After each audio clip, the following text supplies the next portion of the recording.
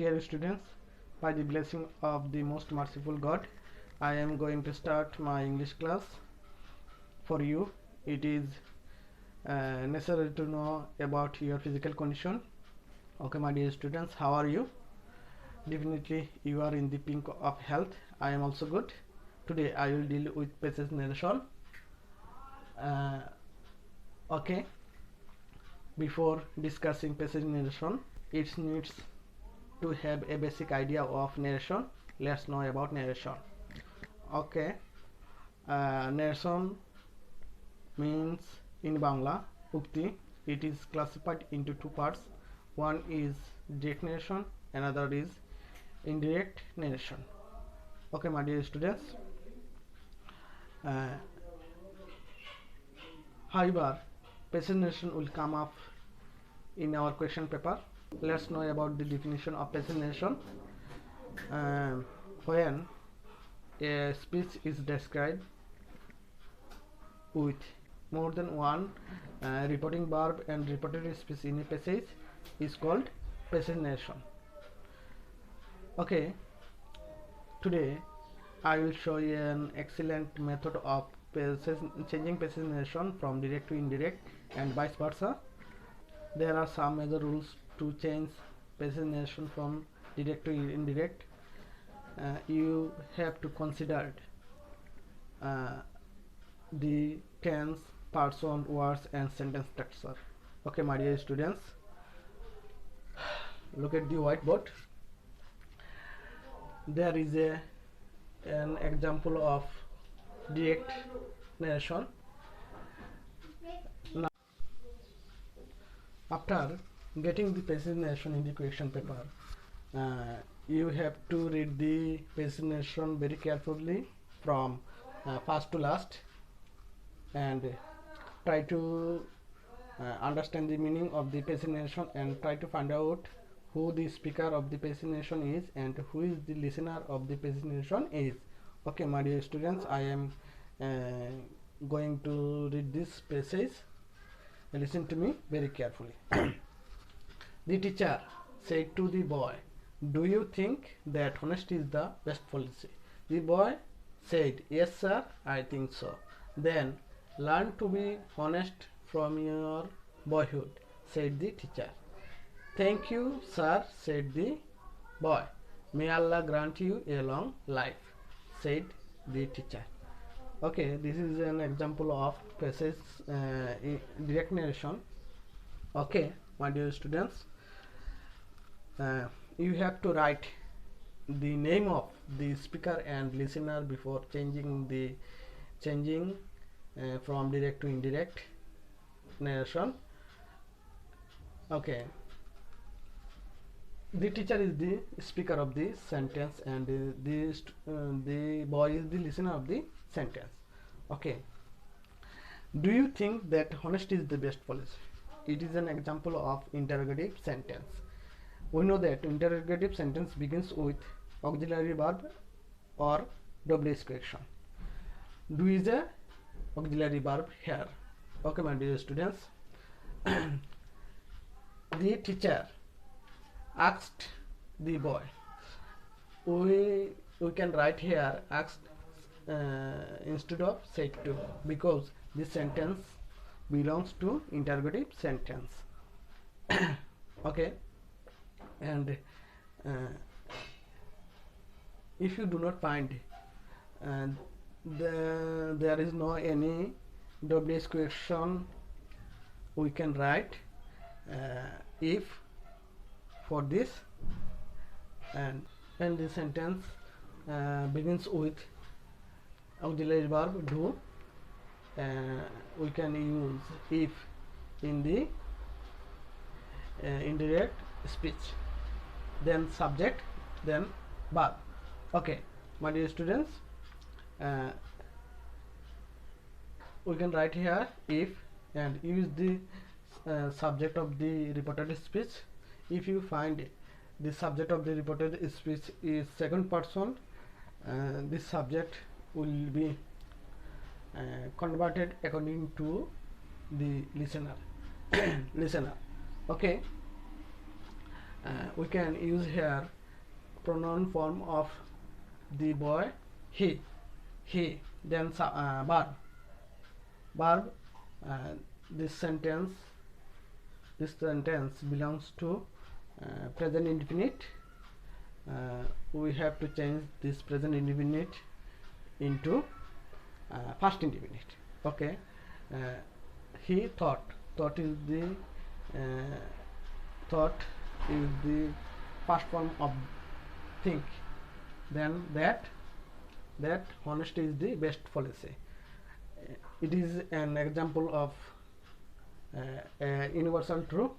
The sentence will not change, it remains in its place. Honesty is the best policy. Okay.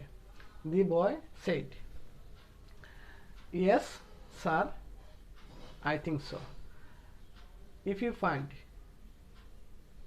yes in the direct narration, we have to write for this yes replied in the affirmative, and for this sir we can write respectfully. So the boy respectfully replied in the affirmative and said that after yes there is any sentence in the direct narration, we can write and added that or and said that. We can write here and said that I think so. I stand for the boy.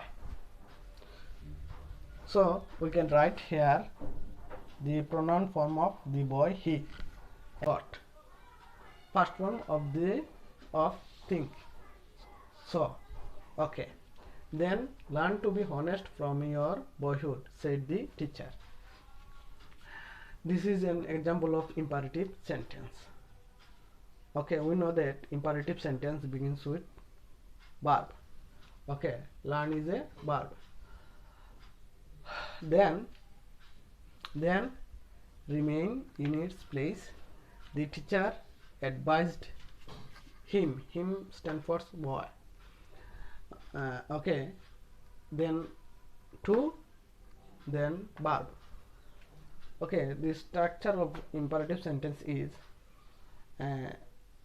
subject plus verb plus object plus to plus verb 1, rest of the sentence. Okay, my dear students, the teacher advised him to learn to be honest from his boyhood. Your boyhood, his boyhood. Okay. Thank you sir, said the boy. If you find thank you, we can write thanked. Subject plus thanked plus object plus. Okay, subject is the boy. For this thank you, we can write here thanked. Then object means you suggest for him. Him stand for teacher. Respectfully, for this sir we can write here respectfully. Okay. May Allah grant you a long life, said the teacher. It is an example of optative sentence. We know that optative sentence begins with may, and we can write prayed instead of said. Okay, the teacher prayed that. Allah is the subject of the sentence. Allah is the subject of the sentence. Allah come past Allah. Then might for this may. Then rest of the sentence. Grant him. You stand for him or boy a long life. Okay, my dear students, let's see another example. Okay, my dear students, I am reading this direct speech. The old man said, "Can you give me some food? I have been starving for 3 days.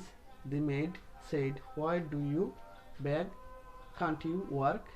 "No, I am unable to work," the old man replied. At first, we will try to find out who the speaker is and who the listener is. The speaker is the old man and the listener the maid. And can you give me some food? Can you give me some food? It is an example of interrogative sentence because this sentence begins with auxiliary verb, and at the end of the sentence we can see here note of interrogation. Okay, my dear students, we can write here asked instead of said. The old man asked the maid.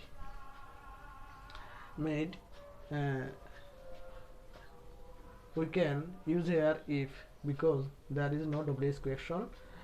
We can use here if then subject of the sentence is you. You is a second person. We can change this subject according to the listener. The listener is the maid. We can use here pronoun form of this listener. The maid stands for she. Then this sentence is an example of present indefinite tense. We have to change this sentence into past indefinite. Okay, can, could. Then verb him, me stand for the old man. Here we can use him stand for the old man, then some food. Okay.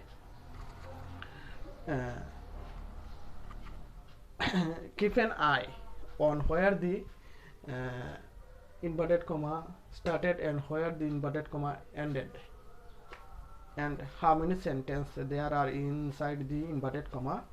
We can see here there is two sentences. One is interrogative sentence, and I have been starving for 3 days. It is an example of assertive sentence. Two sentences here. We can see for this two sentence is told by the old man. Okay, he added that. We can use here added for because this sentence is an assertive sentence. He added that, and inverted comma will be replaced that by that. Okay, that I stand for the old man. He is the pronoun form of the old man. He have been. If you find have been, we can use had been, and then rest of the sentence. Had been starving for 3 days. Had been starving for 3 days. Okay. The maid said, "Why do you beg?" It is an example of interrogative sentence. Then we can see here another interrogative sentence. Can't you work? There are two sentence of interrogative sentence. Okay. The maid asked him. If you find this sentence begins with WH question, this WH question remain in its place. Why? Then subject. You stand for him. He. This sentence is an example of present indefinite tense. We can change this sentence into past indefinite. Okay. Begged. The maid again asked him. If you find interrogative sentence more than one, we can use again asked and further asked. Okay, the maid again asked him, and this sentence begins with a verb, auxiliary verb can. If you find there is no WH creation and this sentence begins with auxiliary verb, we can use if. And then subject you stand for the old man, him. We can use here he, the pronoun form of old man, he. Then can't, we can use here could not work. Rest of the sentence work. Okay, the old man replied in the negative for this no, and added that and said that for this rest of the portion. Okay, I stand for the old man, the old man. Okay, we can write here the pronoun form of the old man, he, and this sentence belongs to present indefinite. We have to write past indefinite. He was unable to work. He was unable to work. Am is a verb of present indefinite and was is the verb of past indefinite. Okay, he was unable to work. Okay, my dear students, no more today.